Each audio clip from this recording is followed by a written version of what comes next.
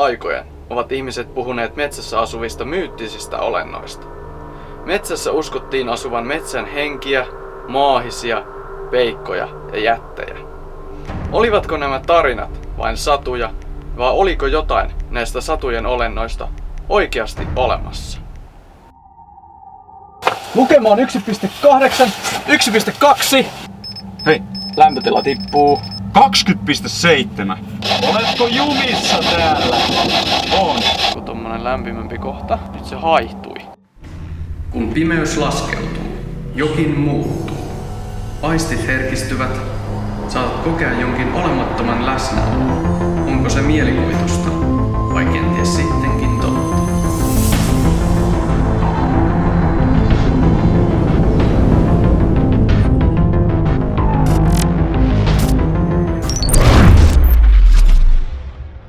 Hei, minä olen Rasmus ja tässä on Jere. Tällä kertaa olemme tulleet tutkimaan Hyvinkäällä sijaitsevaa Pahnakallion luolaa. Pahnakallio on jyrkkäpiirteinen avokallio, jossa sijaitsee jääkauden aikana muodostunut lippakiviluola ja rakokiviluola. Syvyyttä Pahnakallion luolassa on melkein 10 metriä. Luola on arkeologisesti merkittävä, koska sen luota on löydetty piistä valmistettu kivikautinen nuolenkärki ja rautakauden lopun aikaisia keraamisia paloja. Luolaan on mahdollisesti paettu vihollisia ja sen luota on haettu suojaa myös sateelta. Se, että luolasta on löytynyt niin eksoottisesta aineesta valmistettu kärki, antaa mielikuvan, että luolalla on ollut suurempikin merkitys tuon ajan väestölle. Luola on liitetty myös 7 veljeksen tarinoihin ja uskotaan, että paholaisen hanat olisivat olleet juuri tässä kyseisessä luolassa. Asetetaan ensin uhraus metsän hengille ja edesmenneille esivanhemmille. Vielä 100 vuotta sitten oli ihmisten elämä tiukasti sidoksissa metsään. Metsässä hallitsivat henget ja haltijat, ja henkiä oli alituiseen lepyteltävä ja palvottava, etteivät ne aiheuttaisi vahinkoa ihmiselle. Uhrataan paikalleen naudan verta, laitetaan sitä tähän kulhoon ja asetetaan kulho sitten tuohon kuusen juurelle. Vaakasuunnassa kasvavien metsäkuusien ajateltiin olevan pyhiä Tapiolle. Tapion pöydän alle, kuusen juurelle ja Tapion kämmenelle aseteltiin erilaisia uhreja. Hyvät metsänhenget, luonnon jumalat ja edesmenneet esivanhemmat, tässä on uhraus teidän hyväksenne. Mikäli olette nyt täällä, niin tulkaa meidän luoksemme. Haluamme jutella teidän kanssanne tänä iltana. Ennen vanhaan uskottiin luonnon henkiin ja jumaliin. Näistä yksi tunnetuimpia oli Ukko-ylijumala, joka oli ukkosen jumala ja yksi tärkeimpiä ja mahtavimpia jumalia. Tässä uhrauksessa on se varjopuoli, että se voi houkutella paikalle myös ei-toivottuja olentoja, kuten susia, karhuja ja muita villieläimiä. Luonnonhenkiä pyydettiin avuksi riistaa ja kalaa pyytäessä. Tapiolta pyydettiin riistaa, pellonpekolta viljaa ja ahdilta saatettiin pyytää kalaa. Myös edesmenneitä esivanhempia palvottiin ja heiltä pyydettiin apua erilaisiin ongelmiin. Aloitetaan tutkimus ottamalla ensin paikalta muutamia valokuvia. Hyviä olentoja olivat luonto ja erilaiset haltijat, joille tosin piti muistaa aina uhrata jotain, että ne pysyvät tyytyväisinä. Pahoja taas olivat pirut, maahiset ja kalman väki.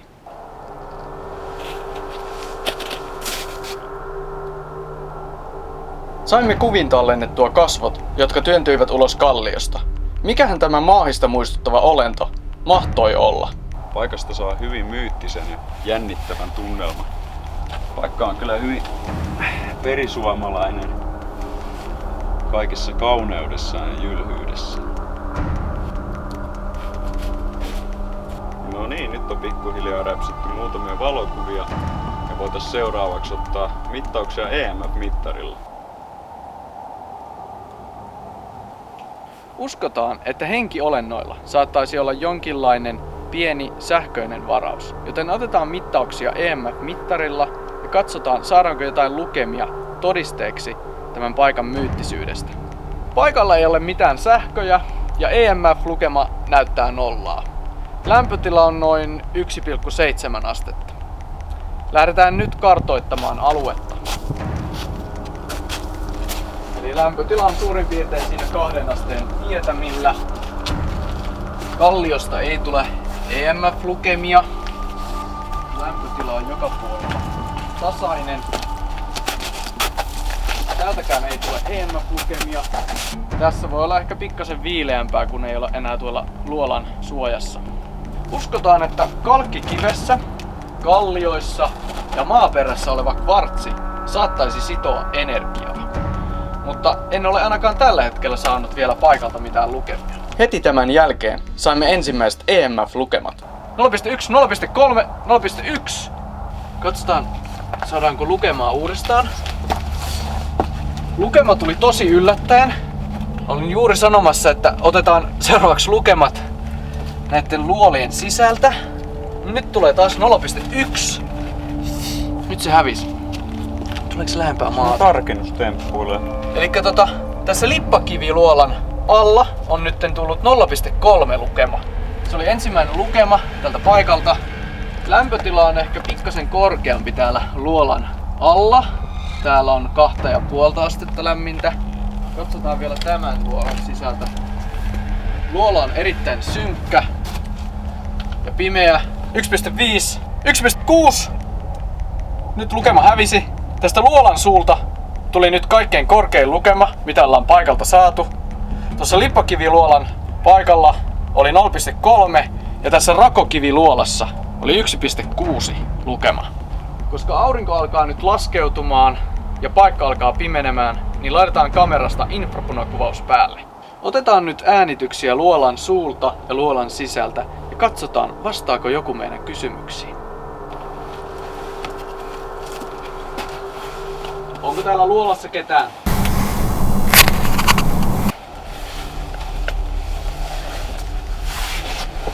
Lukema on 1,8, 1,2, 0,7, 0,2. Nyt lukemat loppuivat. Katsotaan tuleeko se uudestaan.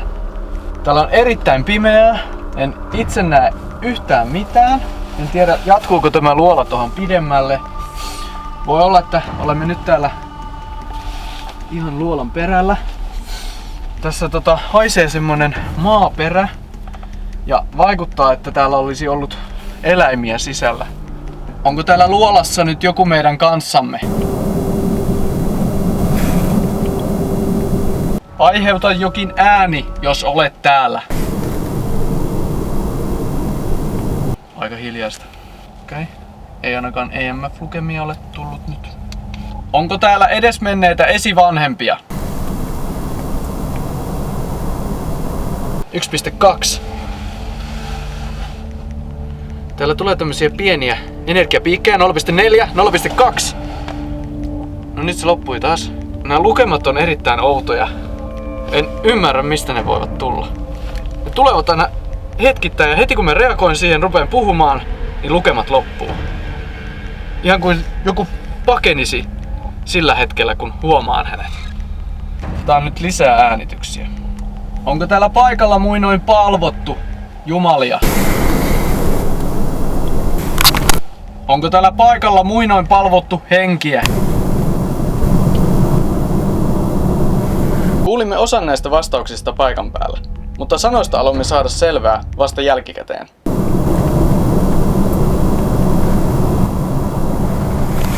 Joten pientä saattoi kuulua. Oletko sinä muinoin palvonut täällä henkiä?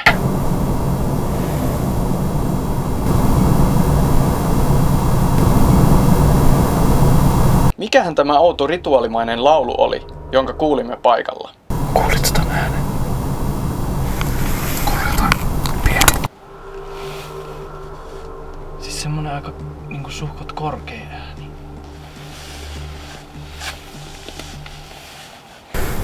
Onko täällä luolassa nyt joku? 0,2. 0,2 lukema tuli. Se pysyy tasaisena. Mikä sinun nimesi on? Liikut sä nyt? Mä oon ihan paikalla. Sano kuka olet! Kuuluu tuolta ihan luolan perältä. Jatkuuko toi luola vielä tuonne?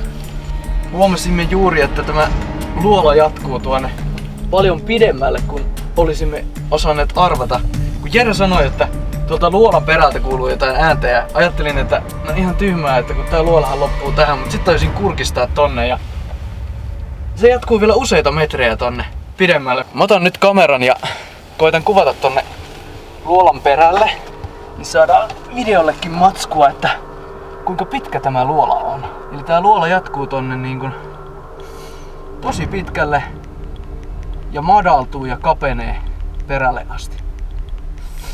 Sinne pystyisi just ryömimään tonne, mutta ei nyt näissä varusteissa lähdetä sen syvemmälle. Jos täällä luolassa nyt on joku, niin voisitko kertoa nimesi? Kuka olet? Tuli jotenkin huono olo tää luolassa. Okei. Millainen olo? Jotenkin semmonen ahdistava ja painostava fiilis. Mulla on vähän kipeäksi olisi tulossa. Okei. Outoa. Aiheuttaakohan tää outo energia sen olon, mikä täällä paikalla vallitsee? Täällä on tommosia outoja EMF-piikkejä ja en tiedä saatiinko noihin äänityksiin jotain tallennettua, mutta nähtävästi jotain täällä paikalla on. Otetaan seuraavaksi lämpötilahälyttimellä ja läheisyysanturilla testiä ja otetaan samalla myös semmosia fyysisiä testejä. No niin, mulla on tässä nyt päällä lämpötilahälytin, läheisyyshälytin ja EMF-mittari. Jos täällä on paikalla joku, voisitko tulla tähän viereeni? Jos täällä on paikalla joku, voisitko koskettaa jotain näistä laitteista? Jos täällä on joku, voisitko koskettaa minua? Lämpötila on tasainen 2,7 eikä EMF-lukemia ole havaittavissa. Olotila on kuitenkin jotenkin painostava. Ikään kuin täällä luolassa olisi joku kolmas. Hei! Lämpötila tippuu. Lämpötilahälytin alkoi hälyttämään. EMF-lukemia ei näe. Se alkoi hälyttämään just silloin, kun sä sanoit, että ihan kun täällä olisi joku kolmas. Niin saman tien lämpötilahälytin laukesi. Tosi outo yhteensattuma. Ota. Lämpötila tippuu edelleen. Okei, paljon se on tippunut? 0,3 asti. Kun täällä selvästi on joku, niin voisitko koskettaa jotain näistä laitteista? 20,7. Mitä ihmettä? Siis EMF-lukema. EMF-lukema. EMF-lukema 1,8, tuu katso. Onko se edelleen siinä? On edelleen. Ei oo enää niin vahva. Tunsit sä mitään silloin, kun se lukema tuli? Jotenkin tuntui semmonen lämmin aalto, mut Okei.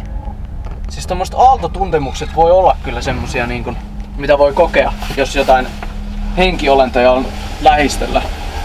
Mutta läheisyysanturi ei havainnut mitään. tää lämpötilakin vaihtelee koko ajan. Se on niinku melkein puoli astetta vaihtunut. Voisitko koskettaa minua? Henki ei selvästi tottele pyyntöjämme, joten olisi aika ottaa Spirit Box käyttöön. Katsotaan saadaanko vastauksia sitä kautta. Onko täällä paikalla joku? Se sanoi on. Haluaisitko sinä jutella kanssamme? Hei, nyt tuli heti lukemaan 16,7 kun mä kysyn kysymys. Haluat siis jutella? Kuka tai mikä olet? Jotain vastasit. Oletko sinä henki, jota on palvottu täällä? Oletko sinä palvonut täällä?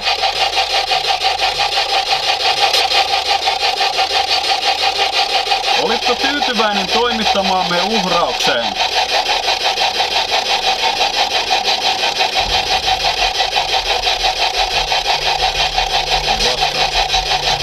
Tiedätkö sinä, missä me olemme?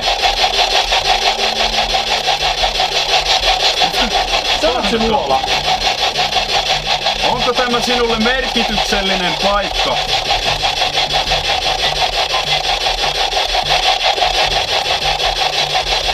Koko ajan on semmonen olo, että ihan kun joku kattois tuosta luolan suulta meitä päin. Tämä oli yksi selvimmistä ja oudoimmista vastauksista, jonka saimme Spiritboxilla. Tuosta luolan suulta meitä päin. Mahtoiko henkeä ahdistaa läsnäolomme, vaiko se, että hän pystyi kommunikoimaan kanssamme? Katso nyt, näkyykö siinä mitään. Jotenkin on koko ajan semmonen... No, tuntuu, että... semmonen ahdisteleva olo. Joo, tää luolan sisällä on niinku turvassa, mutta siellä ulkona jotenkin... Jotenkin kun on tässä selkä tuonne luolan suuta päin, niin tulee koko ajan semmoinen olo. Pakko katsoa koko ajan olan taakse. Onko siellä joku? Kuinka kauan olet ollut täällä? Oletko jumissa täällä?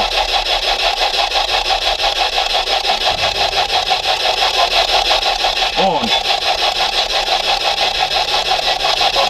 Nyt tuntuu semmonen... Hei, kuulitko taas joku sana?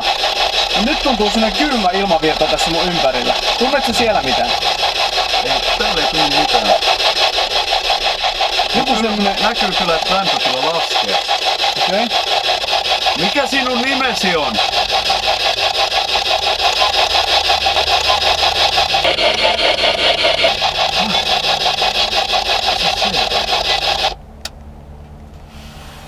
Käydään ottamassa lämpökameralla tosta luolan suulta jotain. Koko ajan semmonen tunne, että joku on tässä luolan ulkopuolella.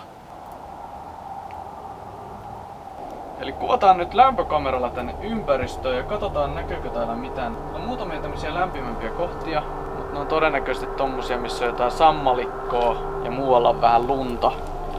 Eli ei mitään epänormaalia. Tossa kalliossa on joku tommonen lämpimämpi kohta. Nyt se haihtui. Mitä vitsiä? Siis tossa oli semmonen lämmin kohta.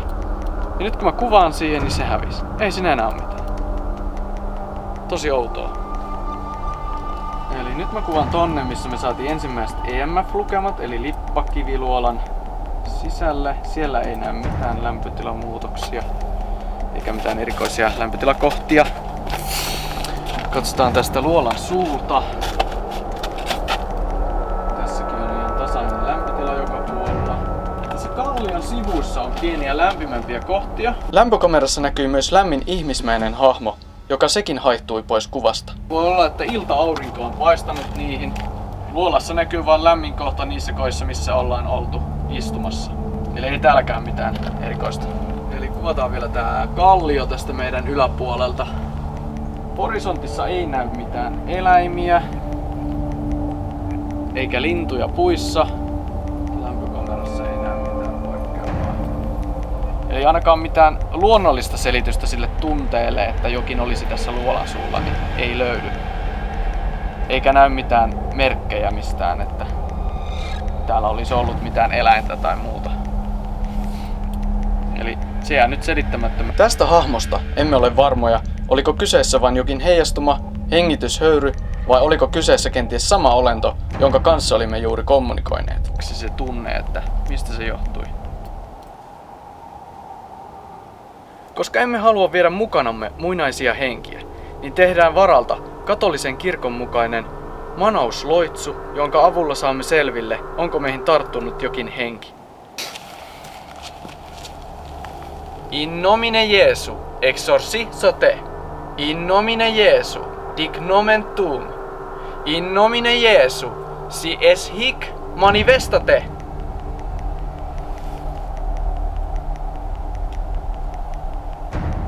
Emme saaneet mitään tuntemuksia ja meidän ympärillä ei tapahtunut mitään kummallista.